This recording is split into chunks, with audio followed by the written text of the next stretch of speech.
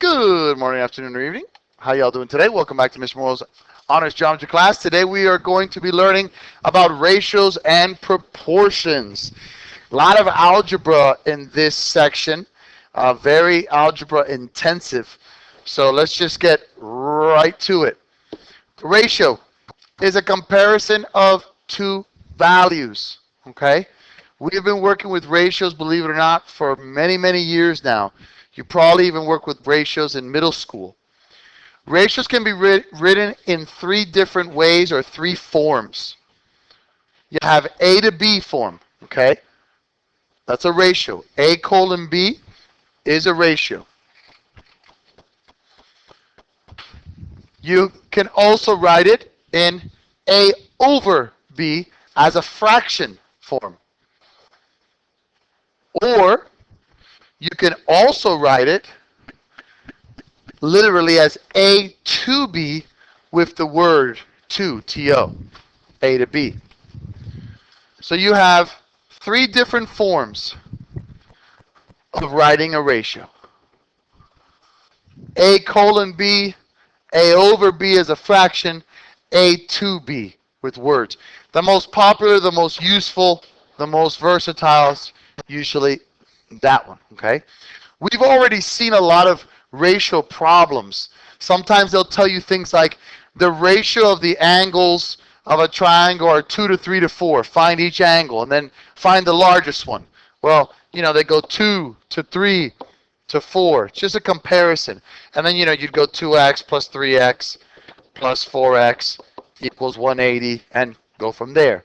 So we've seen already a semblance of ratios already this year. Slope is a ratio, my friends. Okay, any fraction is a ratio. Slope, if you remember, is a ratio of vertical change, that's the up and down change, to horizontal change. Not only did we see this in algebra last year, but if you remember, I forget what chapter now exactly, I think it may have been chapter 4, we actually had a couple lessons on slope. Remember that the vertical change is y2 minus y1 over x2 minus x1. Remember that slope is rise over run when it's positive, and it's fall over run when it's negative. Okay? Using slope, we can define linear functions. Linear functions are lines that have equal slopes throughout the entire line. It's kind of like a staircase, okay? A staircase, I don't know the exact measurements, but let's just say that you go up 1 foot and over 2 feet, up 1 foot over 2 feet. You're not then going to go up 7 feet over 12 feet. You're never going to see a staircase like that because a staircase was built with a slope in mind.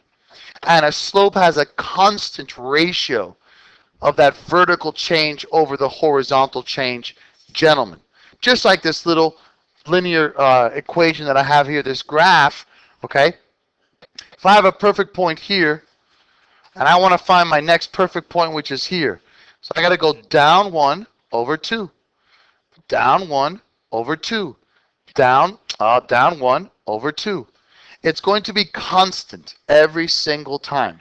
So that is an example of a ratio, a comparison of two values. Okay? We're making sense so far? Pretty simple, right? Okay. Another utilization of slope, I thought you guys would like this here, is scale. Scale is what you see on the GPS, okay? They'll tell you, like this is a scale right here. In this particular map, okay, and it's accurate. I actually did the math. I actually looked up the mileage. This is an accurate scaled map. And 1 centimeter to 60 miles. What that means is that for every centimeter on this map, that takes you 60 real miles in actual driving. Okay? So, since I'm a a gator. I said, okay, let's go from Miami to Gainesville. Now, I'm sorry that you may not be able to see the ruler very well. It's kind of hard to fit it in. Let me see if I can use the magic pen here and see if I can highlight it, if that will help us out a little bit. Okay. It helps out a little bit.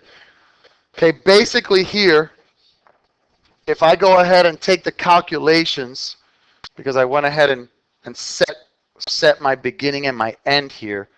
If I take the calculations here, oh, it's not going to do it with the magic pen. Oh well, sorry guys. I'm going from here, okay, I'm going to have to get out of the magic pen. Sorry guys, I was thinking this would help. At least it kind of magnifies it a little bit. So sorry, it's not going to be as useful. But I literally went from here to here using a centimeter ruler, and that equals 5.7 centimeters. Okay? 5.7 centimeters. That's the actual distance of this particular map that I found. Okay, that's great, Mr. Morrow. Whoop-de-doo. How far is that in real miles? Well, we're going to use a proportion. And if you remember, proportions are two equal ratios. So if my scale is 1 centimeter to 60 miles, and I have 5.7 centimeters on this map, I want to find how many miles I have in real life. Again, you can use a calculator. This is the beautiful thing about using a calculator. It is a tool. So we cross multiply. So x will equal 60 times 5.7, and that's 342 miles, which is almost on the money. It depends what part of Gainesville you're going to. Okay? But that's what scale is. That little calculation that I did there, that's how GPS works. When you go ahead and say, how in your GPS says start navigation, current location, and then it tells you to enter an address. Well, it finds a map. It has a scale within its own GPS. It draws a line. The computer does. It's pretty awesome. And then it creates this proportion. And then it tells you, okay, you're this many miles away. That's how it works. All right? And then if you've ever noticed, sometimes they'll tell you how long it's going to take you to go. That is based on an average. They figure out, okay, what's the legal speed limit in this person's state? And then they go ahead and take the distance divided by the speed limit, because, miles per hour, and then they can tell you how many hours it's going to take. So scale is another very useful way to use ratios and proportions. Yes, sir. You may get a couple like this on the SAT. Yeah. Yes, sir. Absolutely. Not millions or anything, but maybe one or two if you're lucky. Yeah. Thank you, sir. So, a proportion. Proportions, again, my friends, are two equal ratios. Two equal ratios form a proportion. And a proportion is made up of what's called extremes and means. Extremes and means. Okay? How do you remember where they go? E comes before M in the alphabet. That's how I always remember. So the extreme comes over the mean. That will be set equal to the mean over the extreme. When you cross multiply those, you're going to have equal values. That is what a proportion is. Okay? So when I set up A over B equals C over D, I'm taking two ratios and I'm setting them equal to each other. I'm usually going to have one missing value. I cross multiply to find that missing value. In this particular case, gentlemen, A and D will be the extremes. And B and C will be the means. Okay? Who came up with those words? I really can't tell you. I don't know. It's a bad answer, but I like to be honest. All I do know is that we have the extreme over the mean equals the mean over the extreme. Okay? How does this work? Where do we go with this? Let me explain it. There is something called the means extremes product theorem. It's kind of cool. Means extremes product theorem. And it states that in a proportion, the product of the means equals the product of the extremes. The product of the means equals the product of the extremes. So mathematically, let's think about that. We have, if you remember, the extreme over the mean equals the mean over the extreme. What the means extremes product theorem is stating is that when you cross multiply the extremes, which in this case will be AD, the extremes, will equal the product of the means, which is the product of CB. That is the definition, basically, of a proportion. That's how come proportions work. When you set two ratios equal to each other, just like we did in the scale example, you are able to do that. You are able to set them equal to each other. You are able to set the cross products equal to each other because of the means extremes product theorem. The product of the extremes must equal the product of the means. Okay? Now, I didn't blank out the next theorem because it's long and convoluted, and I think that it would be best for me to show you with a visual example. So I'm just going to read it to you. You already have it written down, but let me explain it more mathematically than verbally. This one's kind of tough to understand verbally. This is the means extremes ratio theorem. What we had right 2 seconds ago was the means extremes theorem, which states that the product of the extremes equals the product of the means. Here, this is called the means extremes ratio theorem. It says if the product of a pair of non-zero numbers is equal to the product of another pair of non-zero numbers, then either pair of the numbers may be made the extremes and the other pair the means of the proportion. It's kind of convoluted. Basically what it's saying is this, my friends. If I tell you, given PQ equals RS, you can make any pair of these the means or the extremes. What is he talking about? Well, I can make P and Q the extremes, and I can make R and S the means. Or I can make R and S the extremes, and I can make P and Q the means. Okay? Or I can switch it around, still the same, but just flipping it. I can make R and S the extremes, and Q to P the means. What basically has to happen here is it has to give you this result, and it does. PQ here will equal RS. Doesn't matter if P and Q are the extremes or R and S are the extremes, as long as PQ equals RS. In this particular case, RS equals PQ. Same exact thing as the given, y'all. It does not matter. I can make R and S the extremes. Okay? And it doesn't matter where on the means I make the other guy. See, here I have P and here I have Q. Well, this time I put Q in the denominator and P in the numerator. It does not matter. So naming the extremes and the means are kind of the least of our worries. We never have to worry about, oh, this particular value, this particular number has to be the extreme. No. That's the beauty of the means extremes ratio theorem. What has to be valid You can change these around all you want as long as PQ equals RS. What you cannot do is this. Let's go PS and QR. That's a no-no. Because PR does not equal SQ according to this. Continue. So, let's see now how this works, guys. Okay?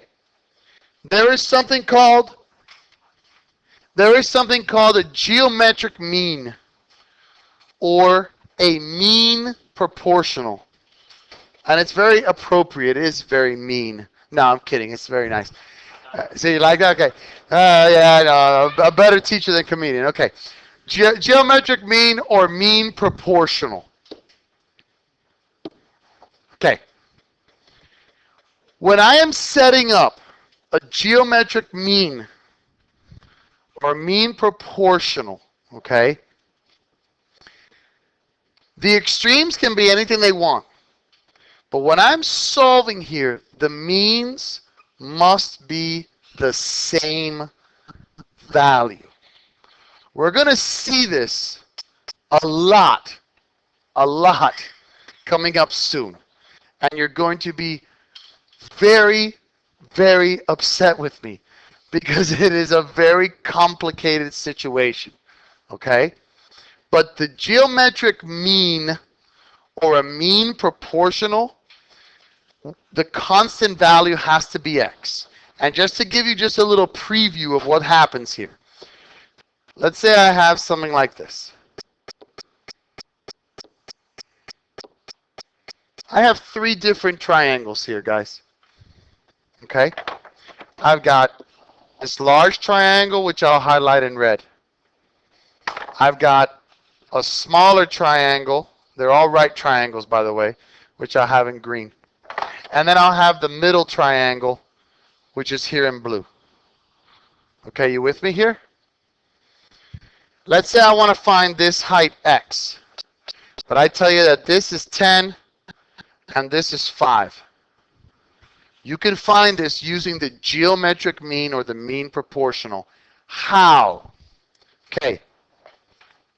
10 to x will equal x to 5.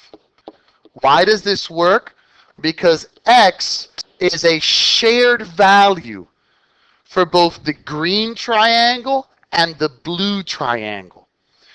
So when you have a shared value, the geometric mean or the mean proportional gets activated, comes into play. So if I were to cross multiply this is x squared equals 50, square root of that, x will equal 25 times 2, so 5 square root of 2. It is technically plus or minus, but you cannot have a minus, you can have a negative distance, and that would be my x. That's how we work with this. And it gets a lot crazier than that, but this is just a little precursor. I just didn't want to put up that formula and say, we'll see it later. I wanted to show you exactly where this comes up later. Why is it that I put the geometric mean up there? It wasn't just for giggles. Okay? You with me so far, guys? Okay. Now, there is one difference between what's called an arithmetic and geometric mean. Okay? An arithmetic mean, guys, if you remember from basic algebra and pre-algebra, arithmetic mean, which sometimes it goes by the average. Remember, it's the sum over the total number of values. I don't know if you guys remember that. That's how they find baseball averages and your average on your tests and average, just a regular average. That's called an arithmetic average, an arithmetic average, okay? For example, if I wanted to find the arithmetic average between this 3 and 27, well, I'm going to take the sum, which is 3 plus 27, which equals 30, over the total number of values. There are two values here. 3 and 27, two values. 30 divided by 2, 15 is the average. Done. That's arithmetic mean. Unfortunately, we are in geometry. So the geometric mean, I saw some of your expressions just went very sad. I don't know why you guys got so sad there for a second. I saw heads go down. Don't sweat it. Geometric mean is like this, guys. Remember how I told you we have a geometric mean or mean proportional? And we're going to have a common value. That common x is going to be, those are going to be the means. So that's what we're going to also use here for geometric mean, my brothers. So don't stress. Okay, relax. Let's cross multiply. 81 equals x squared. Square root both sides. And x is going to equal plus or minus 9. Now in this case, you can have a negative.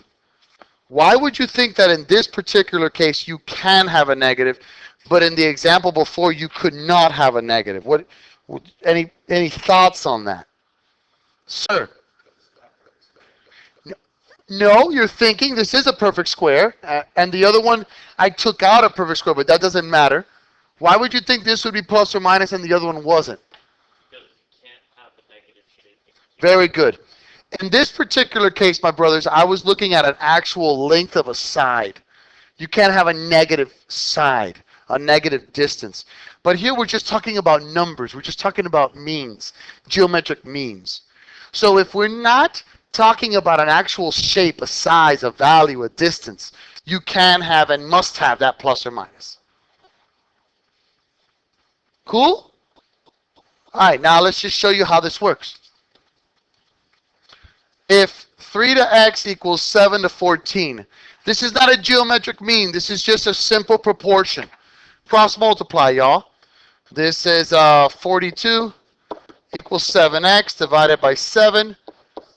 Ding dong, the witch is gone. 6, done. Bye-bye. Easy peasy. That's just a proportion. That's not a geometric mean. Moral, why is it not a geometric mean? You'd have to have 2 x's here to be a geometric mean. Okay? Number 2, find the fourth term, sometimes called the fourth proportional of a proportion, if the first 3 terms are 2, 3, and 4. Okay? In this particular case, literally, go 2 to 3 equals 4 to x. 1, 2, 3, 4. If they were to word it in this exact wording, you'd follow that exactly by the numbers that they gave you. 1, 2, 3, 4, 1, 2, 3, 4. Okay? First, second, third, this would be my fourth proportional. I very rarely have seen that, but I do see it from time to time when I'm working with SAT stuff.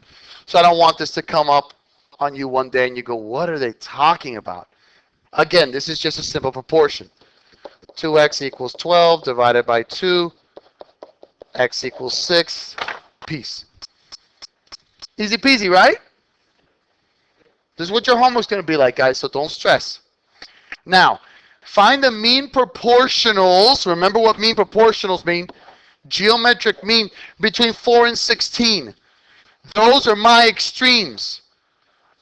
In a geometric mean, what would I do, Papa? Do it. That's what I'm talking about.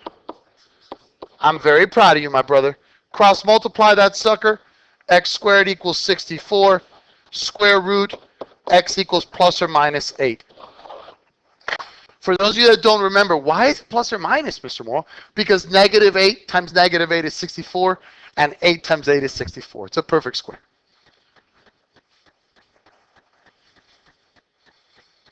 See, the lesson was a little bit more daunting than the actual application, wasn't it? Yeah, see? That's why I like to take my time with this one, because that geometric mean thing, it's like, whoa, what is he saying? But it's really quite easy. Quite applicable. Okay, this one's fine. If 3x equals 4y, find the ratio of x to y. Okay, remember the means extremes theorem. If this product equaled that product, okay, didn't we have to say the 3 would be here, for example, and the x would be here? And then the 4 would be here, and the y would be here? Do you see what I just did there? Because doesn't 3 times x have to equal 4 times y? Right? But I messed up here. I went y to x. 3 to 4 would be y to x, but I'm looking for x to y. Maybe I should learn how to pay attention. So I should have said 4 to y here, and then 3 to x. So x over y, x to y equals 3/4. I mean, 4/3. Goodness, I did it again. Does that make sense, guys? This comes from the means extremes theorem. Not the means extremes ratios theorem, but in a way it does. Because I could have called any of these the means or the extremes. But what I must remember is that the product of the means must equal the product of the extremes. So I just had to see what I was looking for.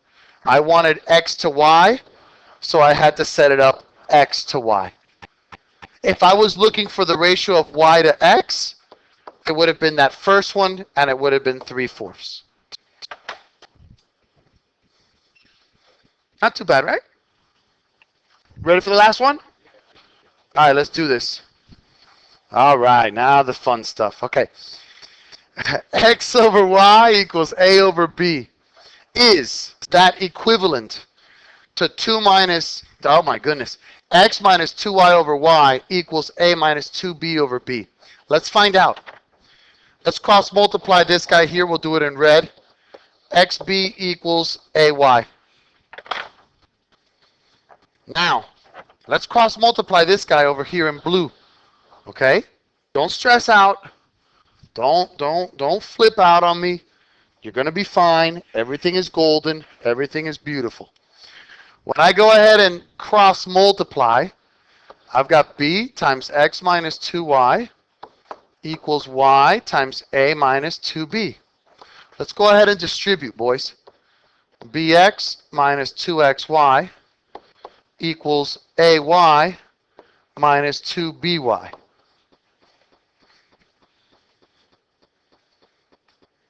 You with me so far? Yes, sir, my brother? Oh, it is, but let's prove why. Okay?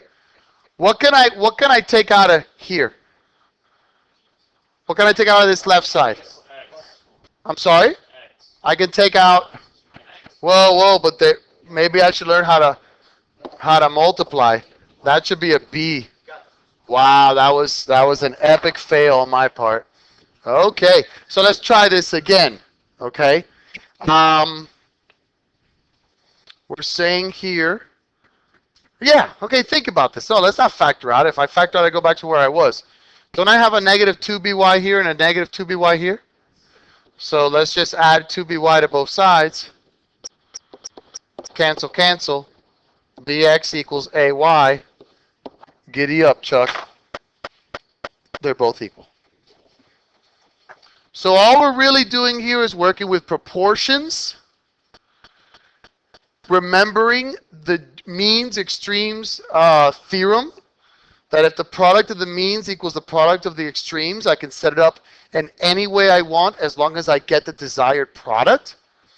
And the means proportional, or the geometric mean. When I want to find the geometric mean of two numbers, remember that I have to have the x's as the two means and the numbers as the two extremes.